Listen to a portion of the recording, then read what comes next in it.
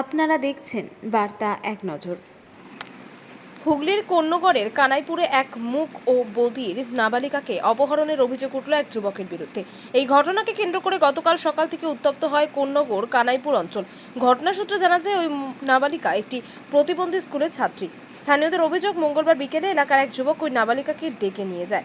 তারপর থেকে ওই নাবালিকা নিখোঁজ। পরিবারের লোকজন নাবালিকার খোঁজ করতে গেলে তখন স্থানীয়দের মারফত জানতে পারে নাবালিকাকে ওই যুবক ডেকে নিয়ে গিয়েছে। নাবালিকার মা রাতে উত্তরপাড়া থানায় যুবকের বিরুদ্ধে এক অভিযোগ দায়ের করেছিল। আজ বৃহস্পতিবার পুলিশ কুকুর নিয়ে তল্লাশি চালালো কোন্নগর কানাইপুর এলাকার বিভিন্ন জায়গায়। পুলিশের উচ্চপদস্থ অফিসার ঘটনাস্থলে হাজির হয়। দুদিন অতিক্রান্ত এখনো পাওয়া গেল না প্রতিবন্ধী নাবালিকাকে। ডিসিপি শ্রীরামপুর অর্ণব বিশ্বাস এবং এসিপি আলী রাজা সহ পুলিশের উচ্চপদস্থ আধিকারিকেরা অভিযোগ দায়ের পর উত্তরপাড়া থানার পুলিশ ঘটনা তদন্ত শুরু করেছে। 13 বছরের ওই নাবালিকা যে স্কুলে পড়তো সেই স্কুলের সম্পাদক সুবীর ঘোষ জানান, মেয়েটিকে মঙ্গলবার বিকেলে তার বাড়ি থেকে স্থানীয় এক যুবক একজনের বাড়ি দেখিয়ে দেওয়ার নাম করে ডেকে নিয়ে যায়।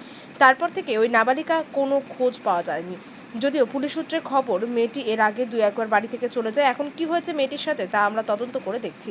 হুগলির কোন্নগর থেকে রাজেশ দেবনাথের রিপোর্ট। স্যার, এখনো 24 ঘন্টা অতিক্রান্ত, এখনো মেয়েটিকে খুঁজে পাওয়া গেল না, কি বলবেন? না, খুঁজে পাওয়া গেল না বলতে আমরা এখনো খোঁজাখুঁজি করছি। চারদিকে আইসি সাহেব, আমাদের এসিপি সাহেব এবং বাকি সমস্ত কানাইপুর ফাঁড়ির লোকজন যারা পুলিশের আছে, উত্তরপাড়া থানার পিসি পার্টি যারা আছে, সকলে আশেপাশে খোঁজাখুঁজি করছে। সম্ভাব্য যেগুলো জায়গা যেখানে মেয়েটি যেতে পারে বা হারিয়ে যেতে পারে, সব জায়গায় খোঁজাখুঁজি চলছে।